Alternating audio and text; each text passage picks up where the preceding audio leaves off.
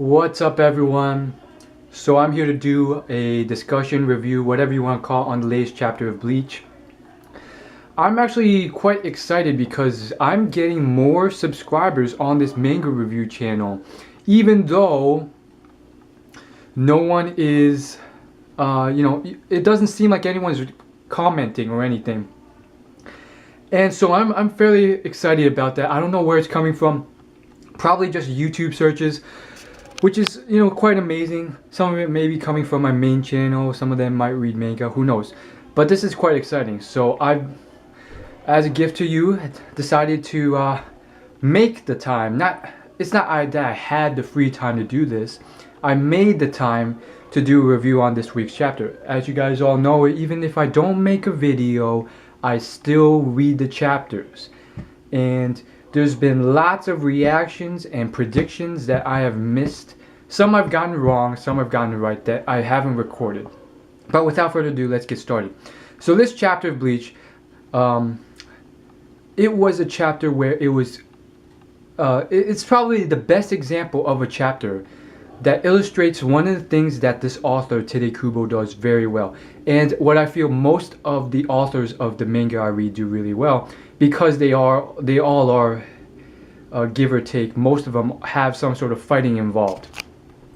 So this is one of those mangas where I call it the one-uppings. It's just a term I made up to describe it. It's this plot device where you see one character in a battle do something ridiculously amazing in terms of fighting strength or capabilities, and then the other character is like, you thought that was great? That was nothing. I can do something 10 times better. And the whole point of this plot device is to blow the reader's mind, especially male readers who just love that stuff. They just go crazy for it. They're like, holy crap, over 9,000. Anyhow, this time, this chapter did it like at least 3 or 4 times in the whole chapter. It was the most condensed version of multiple occurrences of this device I've ever seen. Obviously, there's potential for it to happen 100 times in a chapter of 10 pages if the author really wanted to exploit it to that extent. So it wasn't like over exploited in my opinion, but it was definitely pushing it in terms of how often the author really does it. And I felt he did it really well, and I very much liked this extra use of it. I won't call it overuse. I would like to see more of it and to be done better rather than I feel like it was somewhat sloppy. So just to give you a clear example, I mean, this was what the whole chapter was, and I think it's a very important device if you want to make a fight really good. In fact, I feel like it's one of the big things that make fighting manga really, really good.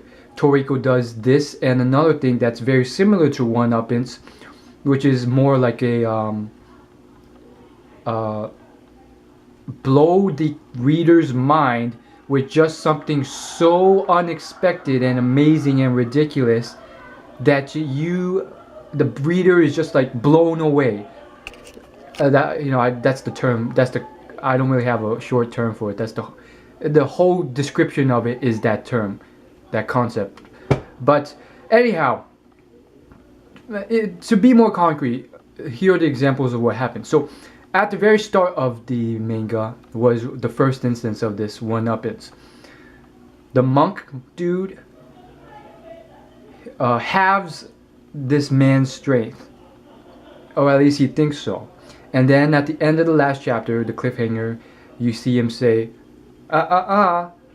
Yukabak does not get halved that easily. Instead, he's like, do you really think... No, at that point, we didn't know that he negated the halving, but he was like, do you really think that... Do you really think that I look like I'm in fear, or look like I am down for the count? Then this chapter starts, and then he does that one-uppings thing where he's like, not only would I not be a problem even if my power was halved.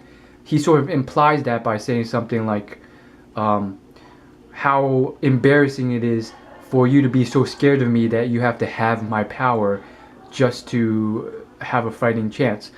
Something like that. But then he goes on and say, but isn't it funny that I also have the ability to negate what you did and thus undo your having of my strength? So that's another one-up in a bundle. So that's the very first instance, like 2 in 1, I guess you could call it. And then I don't want to go through each one. I mean, you can read the chapter and go through each one yourself, but you get the idea. Just like a few others at the end, at least towards the end. The monk, he's the strongest of the squad. The rest of the squad's done for. The rest of Yuka Box squad is supposedly done for, which all happened very quickly. I don't know what is going on. I think the author, he announced he wanted to make this the longest arc in Bleach history, which is saying something because there's been some long arcs. But in addition to that, because he's making it because it's the last arc, he wants to make it the longest. So it's kind of sad that Bleach is coming to an end too. I'm very glad that Naruto has another Sega because now that I'm starting to get into this manga thing, it's like, crap, Naruto just ended. And now Bleach is coming to an end. But we still have at least a year, I hope. And anyhow, so what we have here, if you guys don't understand, is a thing where basically you have this monk coming in with his left arm. He's like, boom, you're done for. I'm choking you to death. And then, as soon as I saw those black things, black goo come out of Yukabak and extend, I was like, I knew it. It's such an obvious thing. I knew something was going to happen if you touch this unknown mother effer. Like, I knew it. Like, you never want to do that when you don't know what abilities this man has, especially if he's like the captain commander of the entire army that you are facing in this gigantic onslaught, and now he has breached like the final safety zone before the actual king. When you get to that stage in chess where there's only a couple, 1 or 2 pieces defending your king in chess, you want to play very cautiously and think ahead. So it didn't make sense for me for that to occur. Maybe I'm just thinking way too deeply for shonen manga.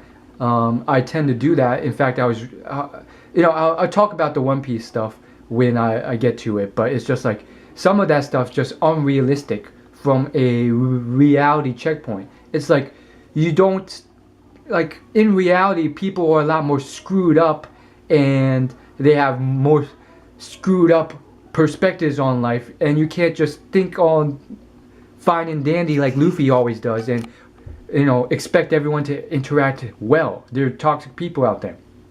But save that for the One Piece video.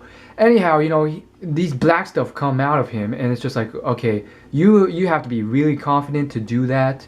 I guess you're strong enough or arrogant enough, or maybe just confident enough in your power to think you can take on this person that the actual captain commander of Shinigami failed to take out. So he comes in with this chokehold, pretty much implying that he thinks he's stronger than the captain commander or the previous one, or maybe he's not thinking, or maybe Tadekubo is just writing random stuff and not really thinking so deeply as I am into it. And he goes into this chokehold thing. Lo and behold, Yukabak does this black stuff, and it covers half his body, and then Yukabak's like, well, you're screwed now. Everything I touch turns into consumption from me. And then he does another one-upping thing, like the 5th one in the chapter, and he's like,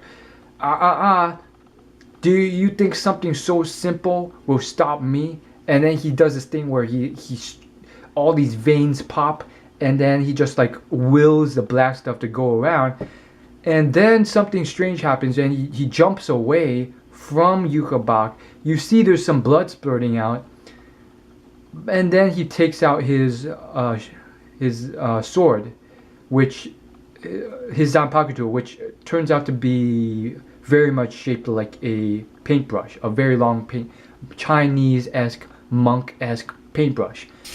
My little question is, if you had so much confidence in willing away the black stuff and then finishing him off, why did you do that and instead jump away? The only explanation is that he was not strong enough. He could not just chokehold and kill this man.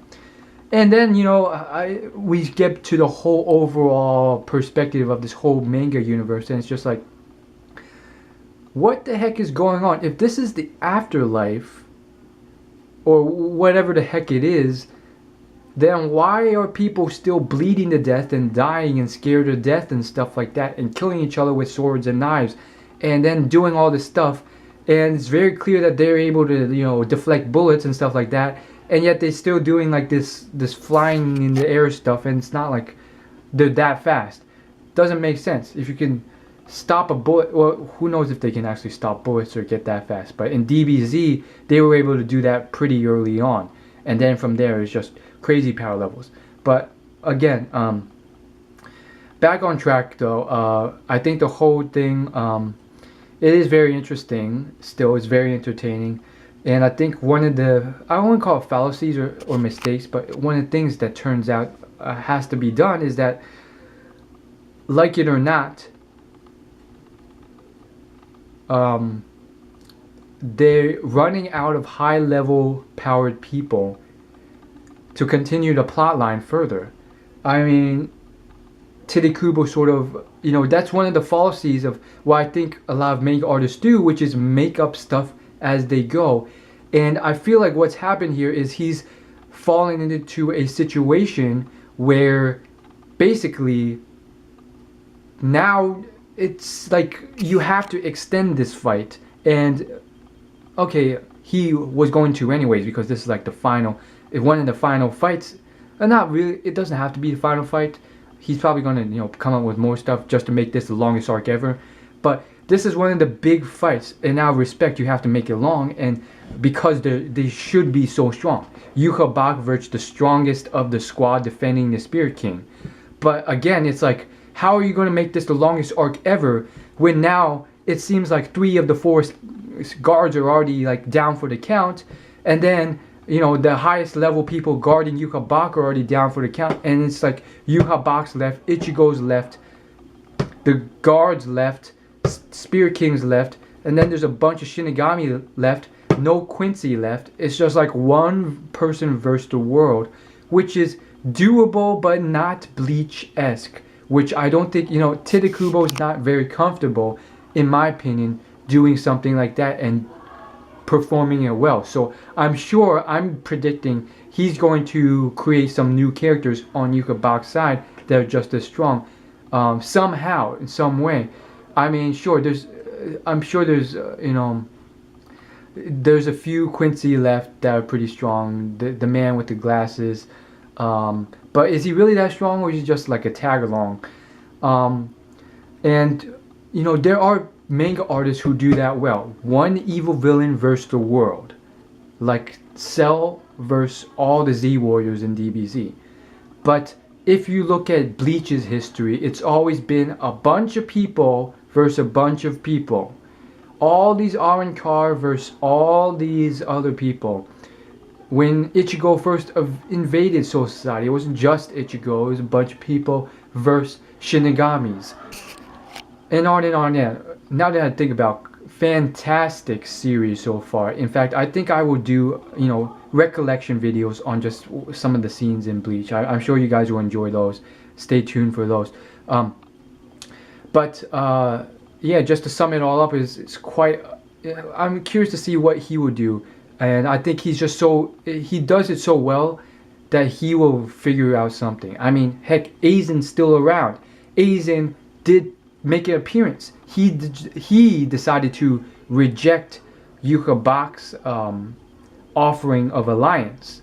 for whatever reason. Like, that was his escape card, and yet he chose not to take it, which is one of the most intricate, most amazing pieces of plot.